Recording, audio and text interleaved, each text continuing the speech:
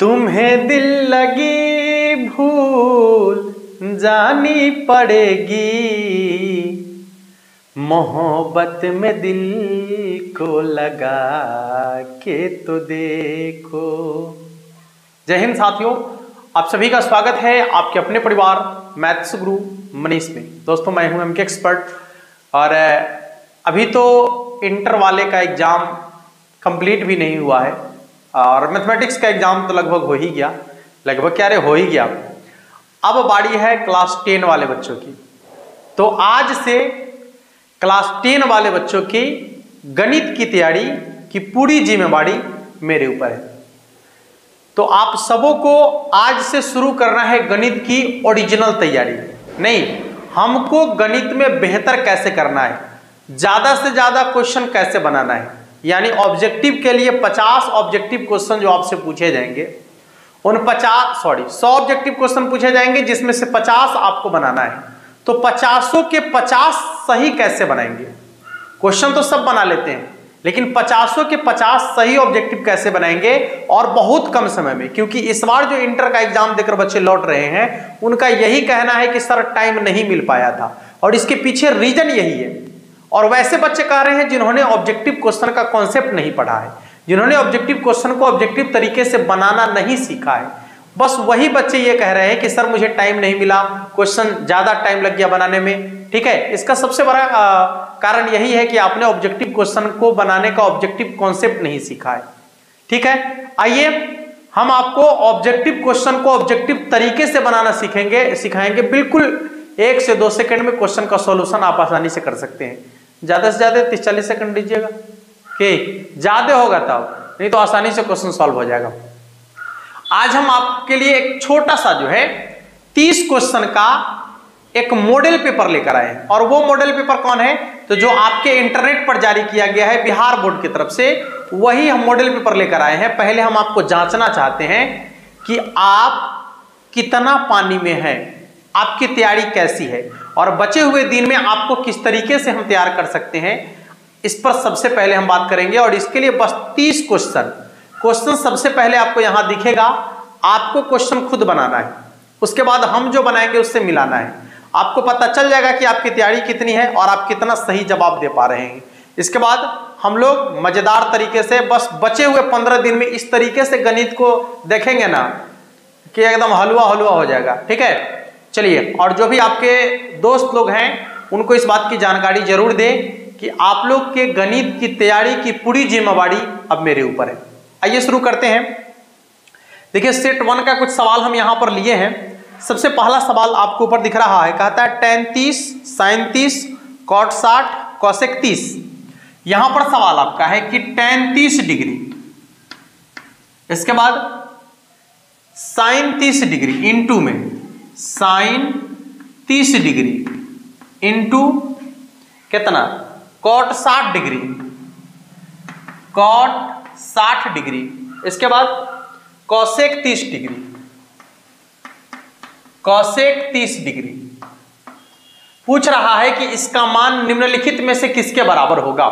आपके पास 4 ऑप्शन है, चारों में से कोई एक ऑप्शन ही सही आंसर होगा। तो एक बार जल्दी से सभी लोग देख लीजिए और बताइए कि इन चारों में से कौन सा ऑप्शन इसके लिए बिल्कुल सही आंसर होने वाला है।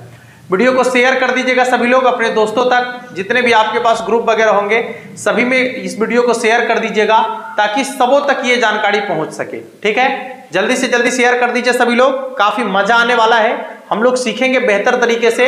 आज तो ये सिर्फ डेमो चल रहा है, यानी आपको हम टेस्ट मार रहे हैं कि आप कितना पानी में हैं। देखिए, यदि आप बात करें ट्रिग्नोमेट्री की, तो आपको मान सारणी हमेशा याद होना चाहिए और ट्रिग्नोमेट्री का फॉर्मूला आपको हमेशा याद होना चाहिए। एक वीडियो में हम कंप्लीट कराने का प्रयास करेंगे कि पूरे के पूरे फॉर्मूला को हम कंप्लीट करा दें। आपका जो एनसीईआरटी का फॉर्मूला है टोटल कंप्लीट कराने का प्रयास करेंगे, वो वीडियो बहुत जल्दी ही आने वाला है। पहले देखिए tan 30 डिग्री का मान कितना होता है। तो tan 30 का मान होता है 1/√3। आप कहिएगा नहीं कि tan 30 का मान होगा 1/√3। फिर हम आपसे पूछेंगे कि sin 30 डिग्री का मान क्या होगा, तो कहिएगा अच्छा sin 30 डिग्री का मान जो होगा वो होगा आपका 1/2 के बराबर। नहीं, इसके बाद इंटू, ध्यान से देखिएगा, cot 60 डिग्री का जो मान होगा वो होगा आपका √3 के बराबर। इसके बाद कॉसेक 30 डिग्री का जो मान होगा वो आपका होगा 2 के बराबर। आप इस क्वेश्चन को ऐसे ही बनाइएगा, नहीं ये आपका तरीका हम बता रहे हैं कि जब आपके सामने ये क्वेश्चन आएगा तो इस क्वेश्चन को आप ऐसे बनाइएगा, लेकिन हम इस क्वेश्चन को कैसे बनाएंगे आपको समझाते हैं पहले आपके अपने तरीके से। इसके बाद क्या कीजिएगा, तो √3 से √3 कट गया, यहां 2 से 2 कट गया, 1 को 1 से गुना करेंगे कितना होगा 1 के बराबर, यानी इसका आंसर हो जाएगा आपका 1 के बराबर। अब आपके ऑप्शन नंबर डी में इसका आंसर दिख रहा है, ऐसे क्वेश्चन आपका बन गया या आपके मेथड से। लेकिन जब इसी क्वेश्चन को हम बनाएंगे तो क्या करेंगे, देखिएगा आपको मालूम है कि साइन और साइन का व्युत्क्रम क्या होता है कॉसेक, नहीं फिर इसके बाद टैन का व्युत्क्रम क्या होता है कॉट। तो देखिएगा यहां पर साइन थीटा, थीटा की जगह 30 डिग्री, यहां भी है कॉसेक थीटा, और आपको मालूम है कि sign theta into cosec theta का मान कितना होता है। तो आप कहिएगा कि और रे ई वाला तो हम देखबे नहीं किए थे गुरुजी। देख लो sine theta into cosec theta का मान 1 के बराबर, और फिर टैन थीटा सॉरी यहां पर हो जाएगा आपका, एक मिनट देख लेते हैं, टैन 30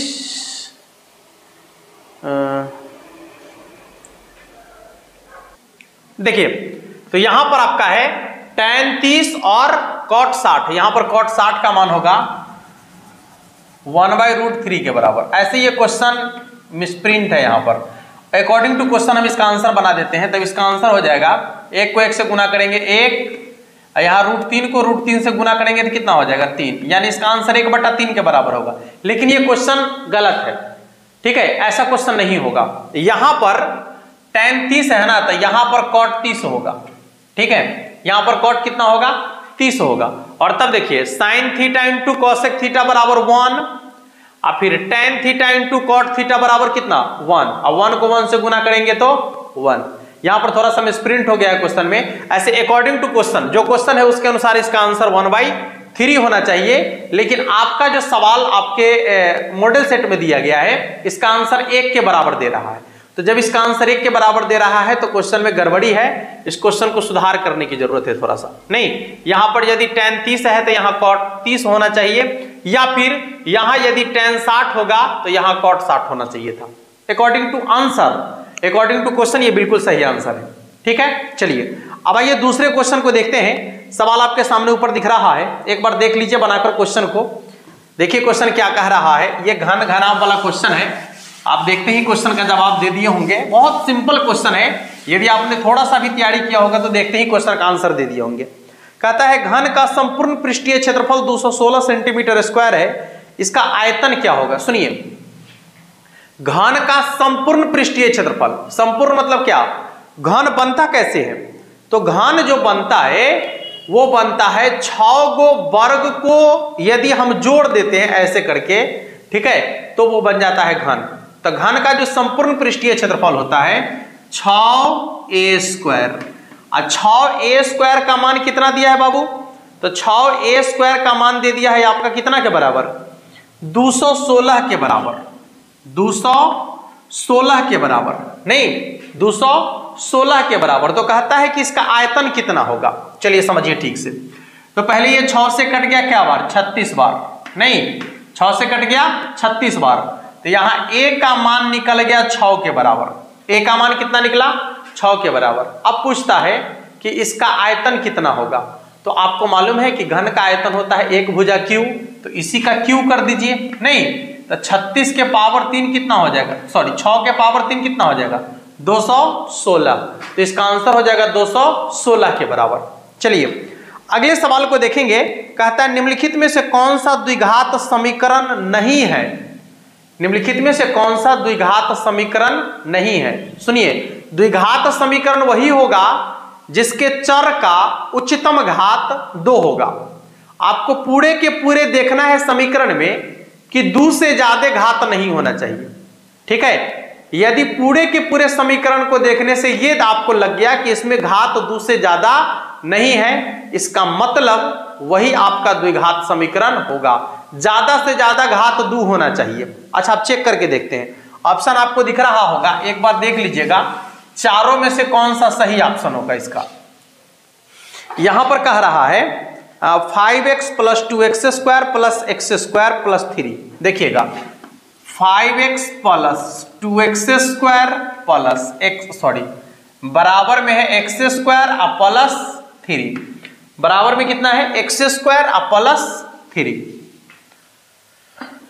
देखिए ये है, यहां ध्यान से देखिएगा, तो यहां है आपका 2x स्क्वायर, आइए को प्लस में इधर है तो माइनस में हो जाएगा ना, तो 5x प्लस 2x स्क्वायर और माइनस x स्क्वायर बराबर में 3, तब 5x बराबर कितना हो जाएगा, 5x प्लस 2x स्क्वायर में x स्क्वायर घटेगा तो कितना होगा x स्क्वायर और बराबर में 3। तो यहाँ द्विघात वाला बच्चल है ना, ये तो द्विघात समीकरण है आपका।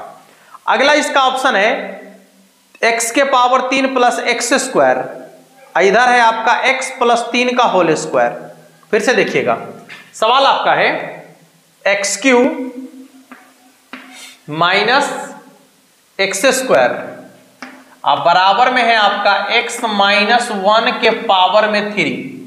आपसे पूछ रहा है कि निम्नलिखित में से कौन द्विघात समीकरण नहीं है। अब इसको चेक कीजिए पहले आप, ये एक्स क्यू है और माइनस ये आपका एक्स स्क्वायर है, अब बराबर ये होता है a माइनस बी के होल क्यू बराबर क्या, तो a cube minus 3a square b अब प्लस 3ab स्क्वायर अब माइनस बी क्यू, यही ना होगा।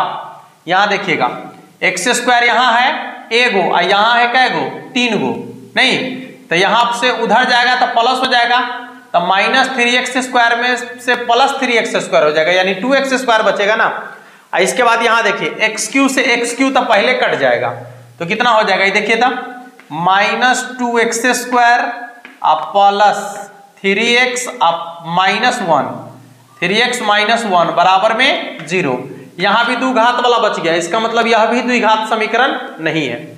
अच्छा अब अगला ऑप्शन देखते हैं, ऑप्शन नंबर सी क्या कह रहा है, x प्लस 3 के होल स्क्वायर और यहां है आपका 3x स्क्वायर माइनस 5, यह भी आपका द्विघात समीकरण होगा। इसलिए होगा क्योंकि देखिए x प्लस 3 का होल स्क्वायर है ना यहाँ, और बराबर में क्या है, तो बराबर में यहां लिखा हुआ है आपका 3 इंटू एक्स स्क्वायर माइनस 5।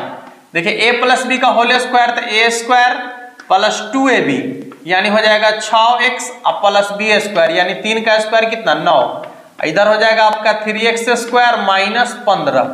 देखिएगा एक्स स्क्वायर और यहाँ 3x स्क्वायर घटेगा तो 2x स्क्वायर, स्क्वायर तो बचले है ना, इसका मतलब यह भी आपका द्विघात समीकरण है। अच्छा 3 को जब द्विघात समीकरण है इसका मतलब सबसे लास्ट वाला जो होगा वही द्विघात समीकरण नहीं होगा। आप चेक करके देख सकते हैं, ये जो लास्ट वाला है यही आपका द्विघात समीकरण नहीं होना चाहिए ना। निम्नलिखित में से कौन सा द्विघात समीकरण नहीं है, देख सकते हैं आप, ठीक है।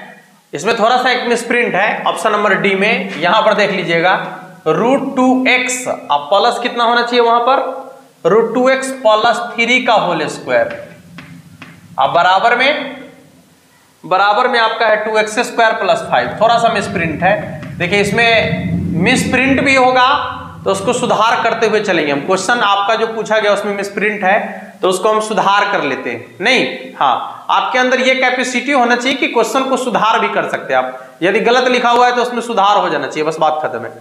चलिए अगले सवाल को देखेंगे। कहता है समान ऊंचाई वाले दो बेलनों के आयतन का अनुपात 9:16 है, तो उसके वक्र पृष्ठ क्षेत्रफल का अनुपात क्या होगा। बना के देखिए एक बार बना के देखिए। ये आज ट्रायल चल रहा है आप लोग का, कल से धमाकेदार क्लास चलेगा। हम आज आपको सिर्फ आंक रहे हैं कि आप कितना पानी में हैं, ठीक है। बाकी कल से हम शुरू करेंगे अच्छा से। पहले आप लोग को एक बार देख लेते हैं कि आप लोग कितना पानी में अभी हैं। देखिए सवाल यहाँ है, समान ऊंचाई वाले दो बेलनों के आयतन का अनुपात 9:16 है। देखिए समान ऊंचाई है माने दोनों का ऊंचाई समान है, तो बेलन का आयतन होता है आपका पाई r²h।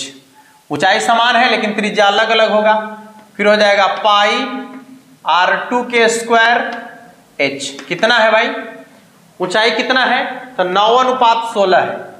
आप इस क्वेश्चन को इसी तरीके से बनाएंगे। ये कट गया, हाँ एक बात हम आपको बताए नहीं, अभी जो हम आपको बता रहे हैं वो ये बता रहे हैं कि आप इस क्वेश्चन को कैसे सॉल्व कीजिएगा और आपको कितना वक्त लगेगा क्वेश्चन को सॉल्व करने में। आप लोग का तरीका यही होगा क्वेश्चन को सॉल्व करने का, लेकिन हमारा जो तरीका होगा बिल्कुल अलग होगा।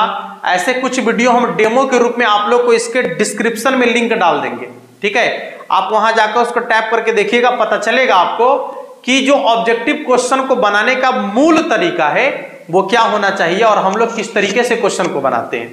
देखिए पाई से पाई कटेगा, एच से एच कटेगा, तो क्या हो जाएगा R1 बट्टा में R2 का होल स्क्वायर बराबर हो जाएगा 3 बट्टा 4 की स्क्वायर, नहीं और स्क्वायर से कट जाएगा तो R1 बट्टा R2 बराबर हो जाएगा 3 बट्टा में 4, यानी उसके त्रिज्या का अनुपात इतना हो गया। तो क्या पूछ रहा है, कहता है उनके वक्र पृष्ठ क्षेत्रफल का अनुपात क्या होगा। वेलन का वक्र पृष्ठ क्षेत्रफल होता है आपका 2 पाई R1H और फिर हो जाएगा आपका 2 पाई R2H।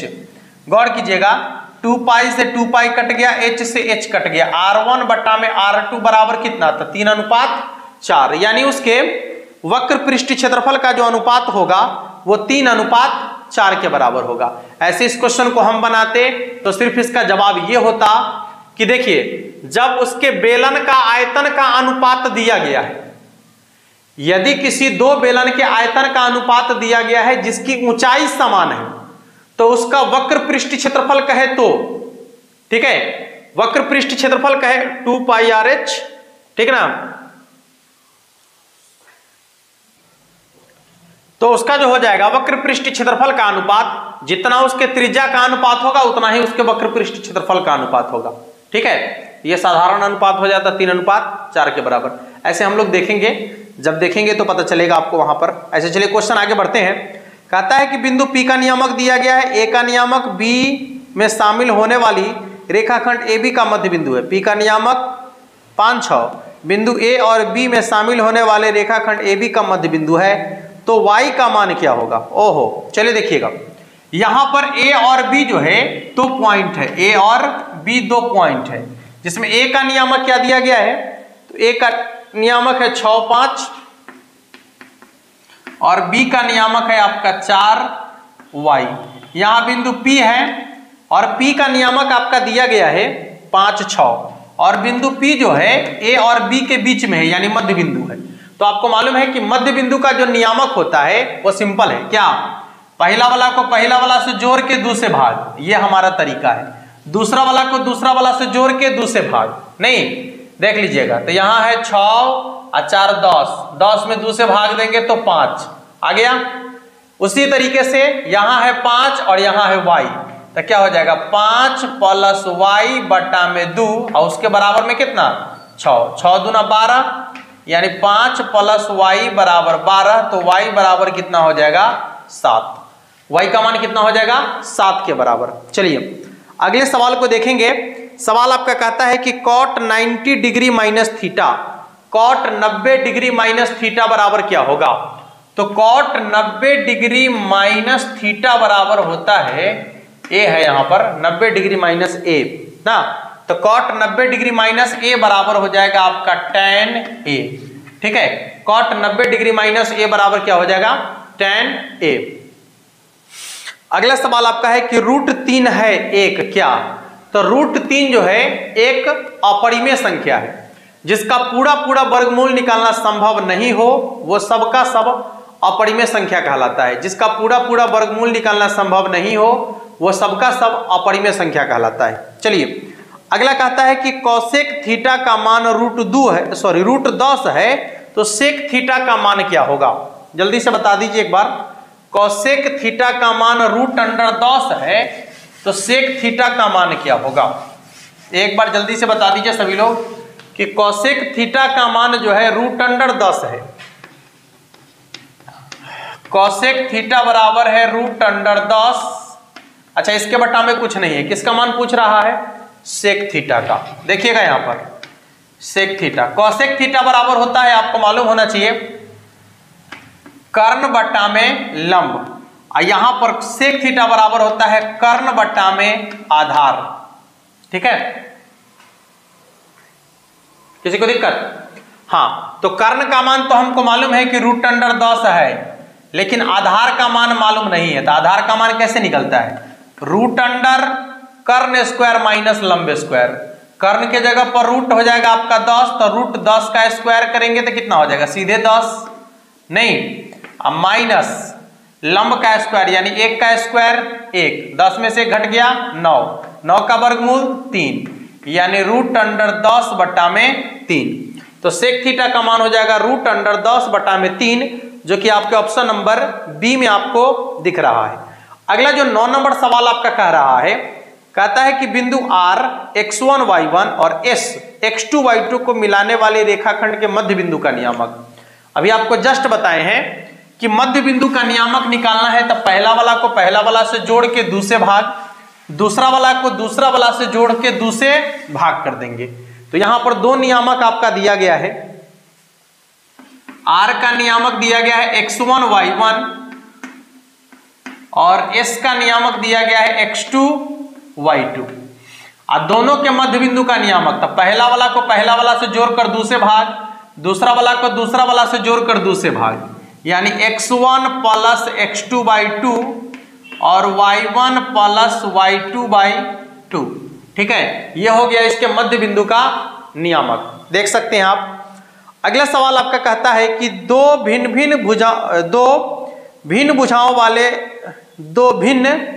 त्रिज्याओं वाले वृत्त हमेशा होते हैं। गौर से समझिएगा, यदि दो गो वृत्त आपको दिया जाए जिसकी त्रिज्या अलग अलग है, जिसकी त्रिज्या अलग अलग है, तो वह आपका हमेशा समरूप होता है। सीधे आपसे कहे कि दो वृत्त, तो दो वृत्त हमेशा समरूप होगा, हमेशा समरूप। उसकी त्रिज्या बड़ा हो छोटा हो से कोई मतलब नहीं है। वृत्त वृत्त होता है, वृत्त का रूप हमेशा बराबर होता है। जब रूप बराबर होगा इसका मतलब समरूप है।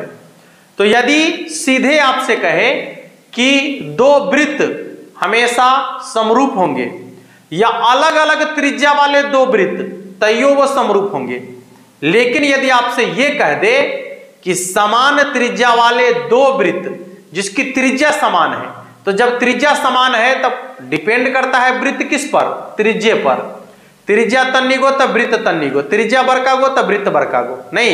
यदि त्रिज्या बराबर होगा तो दोनों वृत्तों बराबर होगा, नहीं बराबर होगा। तो वही बात हो गया कि जब त्रिज्या समान होगा तो दोनों वृत्त एक दूसरे के बराबर होगा, और जो वृत्त एक दूसरे के बराबर होगा, ठीक है, उसको कहेंगे हम लोग सर्वांग सम। क्या कहेंगे, सर्वांग सम, यानी उसके सभी अंग बराबर हो जाएगा, सर्वांग सम कहलाएगा। तो यदि त्रिज्या समान हो गया, त्रिज्या की लंबाई समान कहेगा, तो दो वृत्त हमेशा सर्वांग सम होगा। भुजाओं की लंबाई समान कहेगा तो दो वर्ग हमेशा सर्वांग सम होगा। भुजाओं की लंबाई समान कहेगा तो दो समबाहु त्रिभुज हमेशा सर्वांग सम होगा। और यदि भुजा की लंबाई बराबर नहीं कहेगा तो हमेशा समरूप होगा। क्लियर हो गया होगा। चलिए आगे बढ़ जाते हैं। कहता है किसी पासे को फेंकने पर सम संख्या आने की प्रायिकता। यदि आप किसी पासे को फेंकते हैं, लूडो वाला पासा, ठीक है, यदि आप किसी पासे को फेंकते हैं तो पासा पर जो है संभावित अंक होता है 1 से 6 तक। 1 2 3 4 5 6 संभावना है 1 से लेकर 6 तक। तो कुल संभव परिणाम इसका हो सकता है 6 गो। लेकिन कहता है कि उसमें से सम संख्या आने की प्रायिकता क्या होगी। सम संख्या खोजो हो, सम संख्या कौन कौन है इसमें, तो 2 4 6 सम संख्या कै गो है, 3 गो। तो आने की संभावना सम संख्या घटना के अनुकूल परिणाम 3 गो, कुल संभव परिणाम कै गो, 6 गो, 1/2 के बराबर। ठीक है, इसका आंसर हो जाएगा 1/2 के बराबर। चलिए अगले सवाल को देखिएगा। कहता है 96 का अभाज्य गुणनखंड क्या होगा। यानी 96 का अभाज्य गुणनखंड, देखिए 96 का अभाज्य गुणनखंड 2 से भाग लगाएंगे तो कितना हो जाएगा, 48 नहीं, 2 से भाग लगाएंगे 24, 2 से भाग लगेगा 12, 2 से भाग लगेगा 6, 2 से लगेगा 3। देख लीजिए 1 2 3 4 5, 2 कै बार है, 5 बार। तो 2 के पावर 5 गुने 3 कै बार है, तो 1 बार, यानी 2 के पावर 5 गुने 3। किसी भी संख्या का अभाज्य गुणनखंड आपको निकालने के लिए कहे तो उसको आप ऐसे ही अभाज्य संख्या के रूप में तोड़ दीजिएगा। जो संख्या जितनी बार लिखी हुई होगी उसके पावर में उतना ही लिख दीजिएगा तो हो जाएगा। ठीक है, इसका आंसर हो जाएगा आपका 2 के पावर 5 गुने 3, जो कि आपके ऑप्शन नंबर सी में आपको दिख रहा है। ठीक है बाबू, चलिए अगले सवाल की तरफ चलेंगे। कहता है आर त्रिज्या वाले गोले का आयतन होता है। यदि किसी गोले की त्रिज्या आर है तो उसका आयतन क्या होगा? तो गोला का आयतन जो होता है वो होता है 4/3 पाई आर क्यू। गोला का आयतन होता है 4/3 पाई आर क्यू, जो कि आपके ऑप्शन नंबर ए में आपको दिख रहा होगा। ठीक है, ऑप्शन नंबर ए में आपको दिख रहा होगा।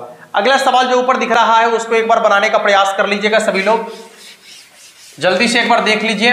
अगला जो सवाल आपको दिख रहा है क्या कहता है देख लीजिएगा, एक बार बनाने का प्रयास कर लीजिएगा सभी लोग। देखने से काम नहीं चलेगा, क्वेश्चन को बनाना भी पड़ेगा। जल्दी से बना लीजिएगा सभी लोग एक बार। देखिए सवाल आपका है 1 माइनस कॉस स्क्वायर थीटा।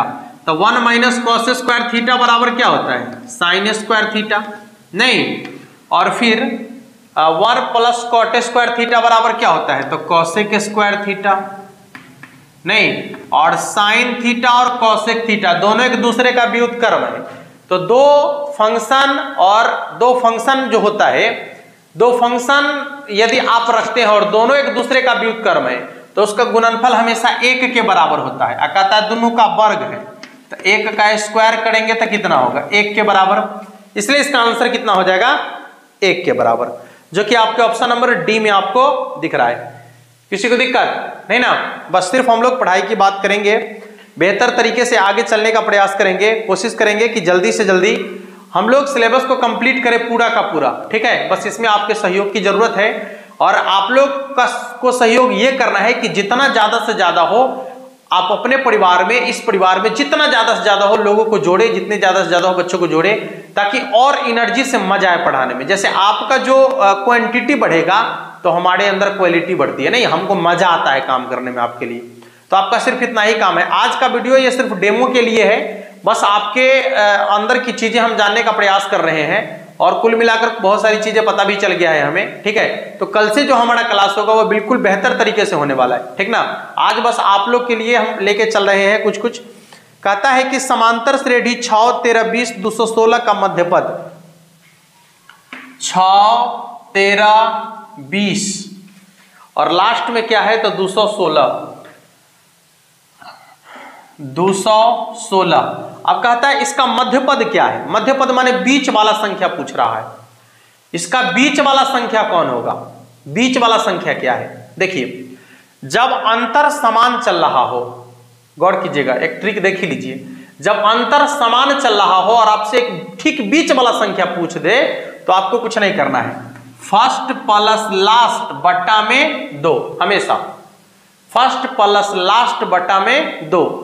पहला और अंतिम वाला को जोड़ के 2 से भाग कर दीजिए तो कितना हो जाएगा? 216। 6 को जोड़ेंगे तो 222 और 222 में 2 से भाग देंगे तो कितना हो जाएगा? 111। देख लीजिएगा ऑप्शन 111 इसका सही आंसर होगा। ठीक है, जो कि आपके ऑप्शन नंबर सी में आपको दिख रहा है। नहीं, हाँ, चलिए अगला सवाल कहता है कि बिंदु 6, -5 का भुज क्या है? आप पढ़े होंगे निर्देशांक ज्यामिति में भुज और कोटि। एक्स अक्ष को भुज कहते हैं, वाई अक्ष को कोटि कहते हैं। ठीक है, एक्स अक्ष को भुज कहा जाता है और वाई अक्ष को कोटि कहा जाता है। तो आपसे यहाँ क्या पूछा जा रहा है कि 6 - 5 का भुज क्या है? तो जो पहला वाला है वो भुज है और दूसरा वाला जो है वो क्या है? कोटि है। तो पहले लिखल है 6, इसलिए इसका भुज कितना हो जाएगा? 6 के बराबर। चलिए अगले सवाल को देखिएगा। कहता है sec square 60 degree -1, sec square 60 degree -1, sec square 60 degree -1, यानी आपको मान सारणी याद होना बहुत जरूरी है। सेक 60 डिग्री का मान कितना होगा? तो सेक 60 डिग्री का जो मान होगा वो आपका होगा 2 के बराबर। नहीं, तो 2 का स्क्वायर कर दीजिए अब -1, तो 2 के स्क्वायर 4 और 4 में से 1 घट जाएगा तो कितना हो जाएगा? 3, यानी इसका आंसर हो जाएगा 3 के बराबर। कितना हो जाएगा? 3 के बराबर, जो कि आपके ऑप्शन नंबर बी में आपको दिख रहा होगा। ठीक है, चलिए अगला सवाल कहता है कि x² + 5x + 8 शून्यक अल्फा तथा बीटा हो तो अल्फा प्लस बीटा का मान क्या है। यहां पर एक शून्यक एक बहुपद दिया गया आपका x² प्लस कितना x² + 5x plus 8, x² + 5x + 8 का शून्यक अल्फा और बीटा है तो अल्फा प्लस बीटा का मान क्या होगा। देख लीजिएगा अल्फा प्लस बीटा बराबर होता है -b/a। अच्छा b और a क्या है तो यहाँ x² के साथ जितना से गुना रहेगा वो a का मान, यहाँ 1 से गुना है तो a का मान 1, x के साथ जोन संख्या से गुना रहेगा वो होगा b का मान, तो b का मान 5, आई जो कांस्टेंट रहेगा वो होगा c का मान, तो c का मान 8। यहाँ पूछता है अल्फा प्लस बीटा बराबर -b/a, तो b के जगह पर है 5 यानी हो जाएगा -5 बटा में a के जगह पर कितना 1, तो -5/1 बराबर -5, यानी इसका आंसर हो जाएगा -5 के बराबर, जो कि आपके ऑप्शन नंबर बी में आपको दिख रहा है। आइए अगला जो सवाल आपका है ये सवाल आपके हाइट एंड डिस्टेंस से है, यानी त्रिकोणमिति के अनुप्रयोग से। इसका कॉन्सेप्ट हम पहले भी बताए हुए हैं, ठीक है, तो आप एक बार जाकर देख सकते हैं। वहां से बहुत सारे वीडियो का लिंक हम नीचे डिस्क्रिप्शन में दे देते हैं, जिसमें केवल ट्रिक ही बताया गया है, ठीक है, खतरनाक ट्रिक बताया गया है ऑब्जेक्टिव क्वेश्चन को बनाने का। तो ट्रिक सीखना चाहते हैं तो नीचे डिस्क्रिप्शन में जो लिंक दिया हुआ है उसको देखिए पहले आप, ठीक है। ऐसे हम उस ट्रिक को रिवाइज करने का प्रयास करेंगे, लेकिन पहले आप देख लीजिए। कहता है कि एक उदग्र खंभे की ऊंचाई तथा उसकी भूमि पर छाया उसकी लंबाई समान है, तो सूर्य का उन्नयन कोण क्या है। सुनिए, एक उदग्र खंभा है और छाया यहाँ पर है, ये दोनों की लंबाई बराबर है, जितना ई लंबा है उतना ही ई लंबा है। तो यदि किसी समकोण त्रिभुज का आधार और लंब बराबर हो जाए तो यहाँ पर हमेशा 45 डिग्री का कोण बनता है। अब जिस कोण के बारे में आपसे पूछा जाए आप उसका मान बता सकते हैं। हम तीनों का मान निकाल दिए हैं। नहीं, जब ये उदग्र खंभा है और खंभा का चेहरा तो ही ना होगा, परछाई तो नहीं ना बनेगा। ये खंभा है, इनने से मान लीजिए कि सूरज बाबा फोकस मारेंगे इनने से, तो परछाई ये नहीं ना बनेगा। अब कहता है कि जितना ही है उतना ही है। यदि दोनों बराबर है, ठीक है, एक समकोण त्रिभुज का निर्माण कर रहे हैं यहाँ से, तो यदि लंब और आधार दोनों आपस में बराबर है तो ये दोनों न्यून कोण हमेशा 45 डिग्री का होगा, क्योंकि ये जो त्रिभुज है समद्विबाहु समकोण त्रिभुज है। समकोण त्रिभुज है इसलिए 90 डिग्री, और समद्विबाहु है माने दो भुजा बराबर है, तो सामने का दोनों कोण भी क्या होगा, बराबर होगा, इसलिए 45 डिग्री का कोण बनेगा। ठीक है, तो यहाँ इसका आंसर हो जाएगा ऑप्शन नंबर सी, यानी 45 के बराबर। ठीक है बाबू, अगला सवाल पूछ रहा है कि बिंदु 4, -1 और 2, 3 के बीच की दूरी, यानी दो बिंदु दिया गया है तो दो बिंदुओं के बीच की दूरी आपसे पूछा जा रहा है। बिंदु क्या क्या है एक बार हम यहां देख लेते हैं। बिंदु आपका है 4 - 1, दूसरा बिंदु क्या है, तो दूसरा बिंदु आपका है 2, 3। अब दोनों के बीच की दूरी कह रहा है, तो रूट अंडर पहला में से पहला घटा के स्क्वायर कर दीजिए। 4 में से 2 घट गया, 2 का स्क्वायर 4, फिर दूसरा में से दूसरा घटा दीजिए, तो -1 में से 3 घट गया तो -4, अब -4 का स्क्वायर कितना हो जाएगा 16, 16 4 20, अब 20 का क्या हो जाएगा, तो 4 × 5 = 20, यानी 2√5, ये हो जाएगा आपका 2√5 के बराबर, नहीं 2√5 के बराबर, जो कि आपके ऑप्शन नंबर डी में आपको दिख रहा है। ठीक है दोस्तों, तो ये आज का जो एक छोटा सा हम आपको टेस्ट टाइप से आपके साथ लेकर आए थे, तो ये आज हम इसको यहीं छोड़ रहे हैं।